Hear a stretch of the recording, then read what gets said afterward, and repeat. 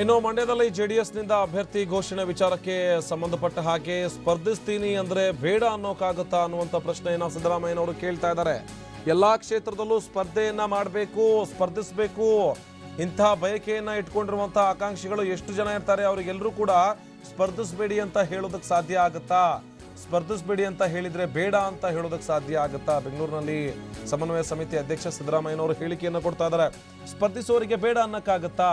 ಮಂಡ್ಯದಲ್ಲಿ ಘೋಷಣೆ ಮಾಡಿದ್ದಾರೆ, ಶಿವಮೊಗ್ಗದಲ್ಲಿ ಘೋಷಣೆ ಮಾಡಿದ್ದಾರೆ ಅಭ್ಯರ್ಥಿ, ಅದು ಹೇಗೆ ಅಂತ ಹೇಳಿ ಪ್ರಶ್ನೆ ಕೇಳಿದಂಥ ಸಂದರ್ಭದಲ್ಲಿ ಸಿದ್ದರಾಮಯ್ಯನವರು ಮಾತನಾಡ್ತಾ ಇದ್ರು. ಇಲ್ಲ ಸ್ಪರ್ಧಿಸ್ತೀನಿ ಅಂತ ಹೇಳಿದ್ರೆ ಸ್ಪರ್ಧಿಸಬೇಡ ಅಂತ ಹೇಳೋದಕ್ಕಾಗತ್ತಾ?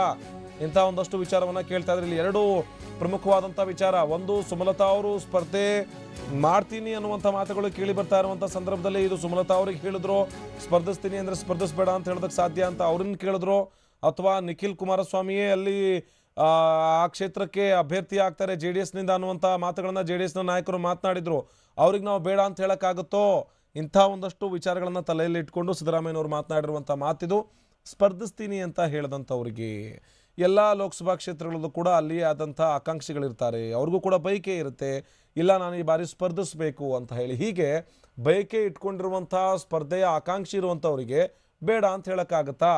ಬೇಡ ಅಂತ ಹೇಳಿದ್ರೆ ಅದು ಹೇಗೆ ಅನ್ನುವಂಥ ಮಾತುಗಳನ್ನು ಸಿದ್ದರಾಮಯ್ಯವರು ಕೇಳ್ತಾ ಇದ್ದಾರೆ. ಆ ಮೂಲಕ ಮಂಡ್ಯ ಲೋಕಸಭಾ ಕ್ಷೇತ್ರ ಹಾಗೂ ಶಿವಮೊಗ್ಗ ಲೋಕಸಭಾ ಕ್ಷೇತ್ರಗಳಿಗೆ ಅಭ್ಯರ್ಥಿಯನ್ನು ಈಗಾಗಲೇ ಜೆಡಿಎಸ್ ಆಯ್ಕೆ ಮಾಡಿ ಘೋಷಣೆ ಮಾಡಿದೆ ಅನ್ನುವಂಥ ವಿಚಾರಕ್ಕೆ ಕೊಟ್ಟಿರುವಂಥ ಹೇಳಿಕೆ ಇದು. ಸ್ಪರ್ಧೆ ಮಾಡುವಂಥವರಿಗೆ ಬೇಡ ಅನ್ನೋದಕ್ಕೆ ಸಾಧ್ಯ ಆಗುತ್ತಾ ಅನ್ನುವಂಥ ಪ್ರಶ್ನೆಯನ್ನ ಸಿದ್ದರಾಮಯ್ಯ ಕೇಳ್ತಾ ಇದ್ದಾರೆ.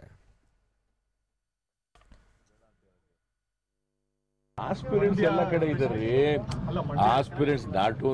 ಆಸ್ಪಿರೆಂಟ್ಸು ಮಂಡ್ಯದಲ್ಲೂ ಇದ್ದಾರೆ, ಹಾಸನದಲ್ಲೂ ಇದ್ದಾರೆ, ಬೇರೆ ಬೇರೆ ಕಡೆ ಇದ್ದಾರೆ. ಇವರು JDSನವರು ಕೂಡ ಬೇರೆ ಬೇರೆ ಕಾನ್ಸ್ಟಿಟ್ಯೂನ್ಸಿಗಳಲ್ಲೂ ಇರ್ತಾರೆ. Aspirants that is A different thing.